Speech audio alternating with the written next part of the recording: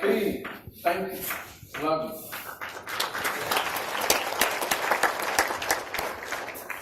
You know, when you think about who we are, I'm simply a collection of all the experiences I've been through in my life.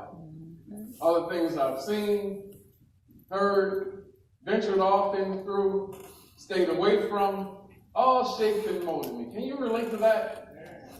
That's all we are. A collection of experiences. We have thoughts about those experiences. As we mature in life, more and more thoughts come to us. Think about this.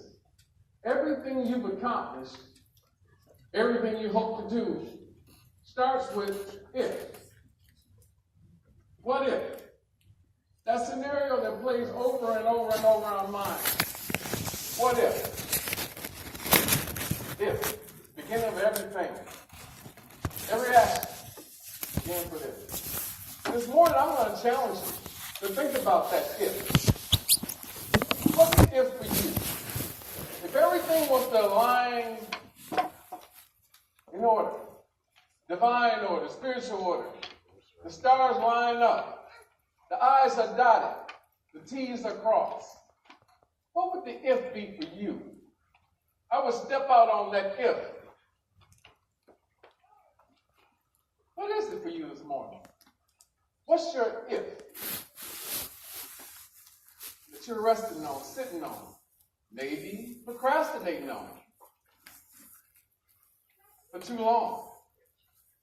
You know, one of the greatest struggles you find yourself in this course of living is that deep struggle. But when you hear the word, the spiritual word, you begin to think about it. Is it for me? Is it applicable to me? Are the words that come out of the Bible, out of any book, out of the sermon, is it really for me? Can it be applied to my life at this time? Given all the scenarios, all the circumstances I find myself in, all the potholes I've ventured into. What if? Is that message for me? Something you need to know about Reverend Glenn. I'm more than just a pretty face.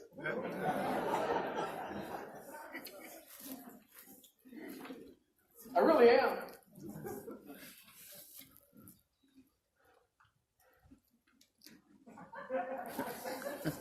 And Reverend Glenn is more than just a rookie when it comes to religion.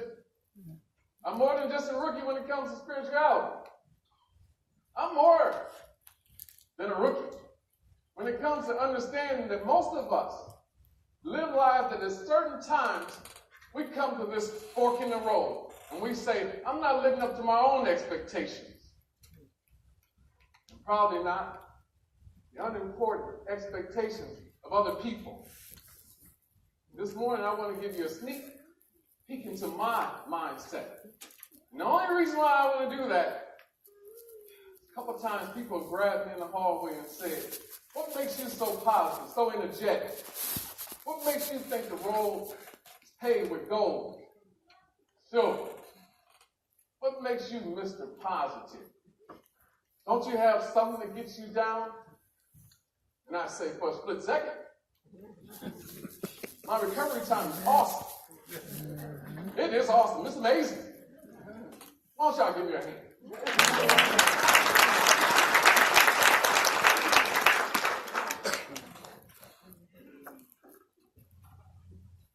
Now, in case you're wondering, when you come to Renaissance Unity, our spiritual community, we're not here to entertain you.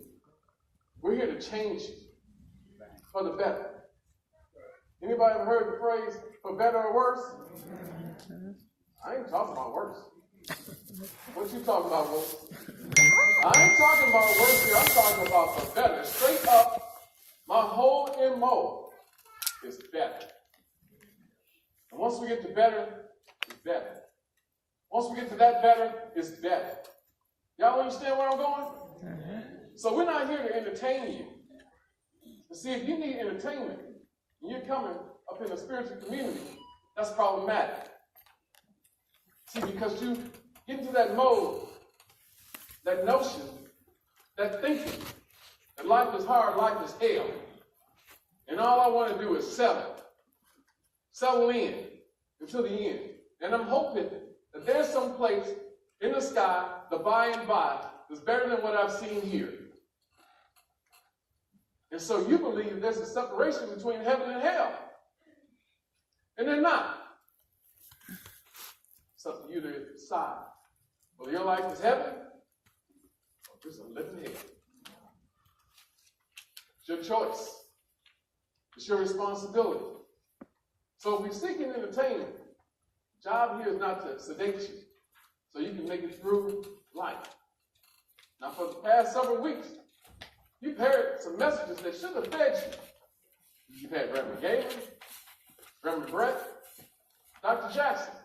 Now, all of them, including Sister Deja Love and the musical team, have given you messages.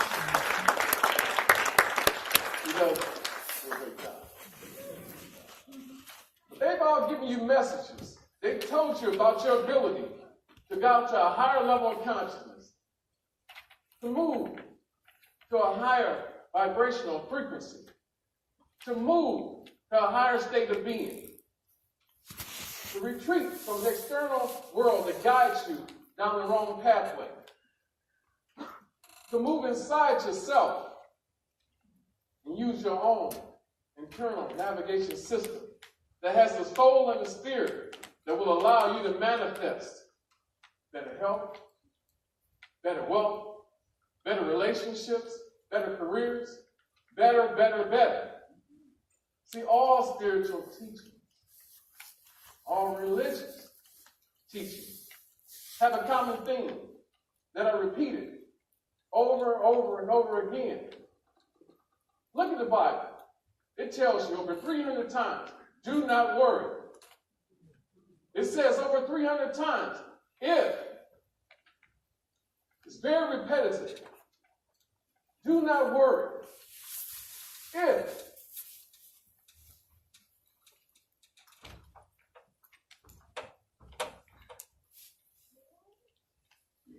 That repetitive nature,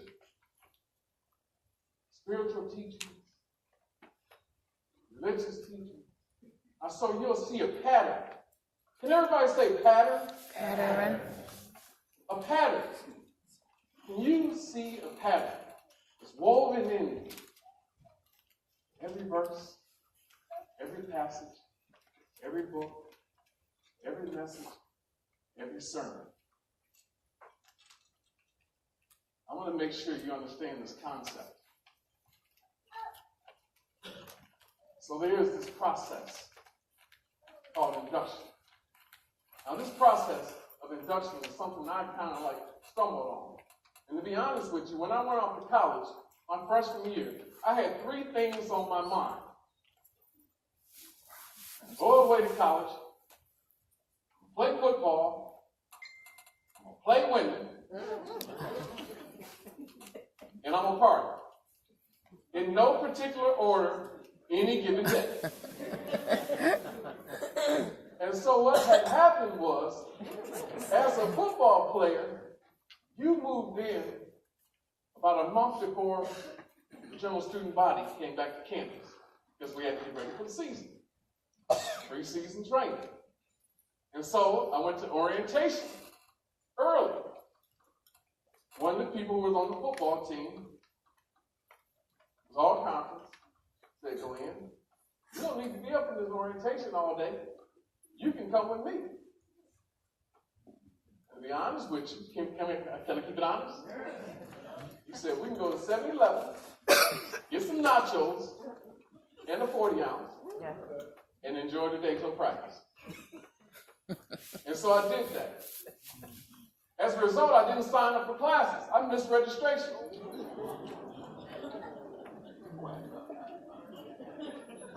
Y'all seem so disappointed in me. I'm reformed. But what happened? At the end of August, I went in to sign up for classes And all the freshman classes had been picked over, they were full. And so I ended up with this class called Logic.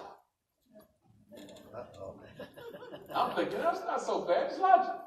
They'll probably ask me some things and I just give them logical responses. No big deal.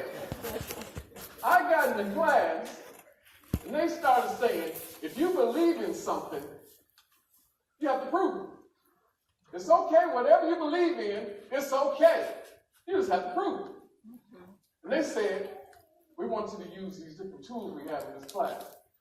I remember truth trees. Anybody know what a truth tree is? Truth trees. If this, if then, if now, if when, whenever. And then we went on and said this process of induction. Process of induction. And it's when the conclusion is drawn based on some premises that we believe to be true. Everybody got that? Do you really have it? Do we need to practice this? Let's practice this. Induction. I got 4 numbers in my mind. 4 numbers. I'm going to give you 3, and I want you to predict the 4th number. Can you do that? Take a stab at it? You willing to take a gamble? Yeah. All right. Let's try this thing. 1, 2, 3, 4. Are y'all sure? Yeah. All right, let's try another one. 2, 4, 6, 8. Now let's make this thing a little bit more difficult. 25, 50, 75. 100. Boy, y'all pretty good. Y'all pretty good, pretty good. Now what I want to do is use the Bible as a teaching tool. I only use one verse. Now there's 31,102 verses in the Bible. Oh, you might have missed that. 31,102 verses in the Bible. Now I just want to take one of those verses. And I want to work this verse to death. Anybody remember when we used to say, work that sucker to death? Remember that song? Work that sucker to death. Work that sucker to death. Those people back to the Parliament days. But I want to take this verse and work it. After I work it, if you come to believe what we're saying is true, I want you to apply this until eternity. Is that a deal? Yes. If we work this verse, the real understanding, you'll apply it for eternity. That verse comes out of Romans chapter 8, verse 31. We've been singing it all morning and saying it all morning. If God be for me, who can be against me? You got it, Daisy? You got it, Terrence? If God be for me, who can be against me? Do we have it? Yes. Now let's look at this thing. I think I want to make it personal first. Because Brett said something significant, that we are a collective force. But at the same time, I believe that if you don't have your act together, you can't be a benefit to other people. We may try, but it's very difficult. And so let's personalize this. If God be for me, who can be against me? Now, can you say that? If God be for me, who can be against me? Now I want you to do it and point at yourself. Do it with attitude. If God be for me, who can be against me? That's pretty powerful right there. That is very powerful. Now let's look at this thing. And what I want to use is the process of induction. To take this verse and fix any problem that you have, any insecurities that you have, any perceived lack that you have, any words that you may have. This is the cure-all scenario that we're working on right now. Simply coming out of one verse, out of the Bible, 31,102 verses, and we picked this one to work, and to work to death. Now the question is, when we look at this, if God be for me, if God be for me,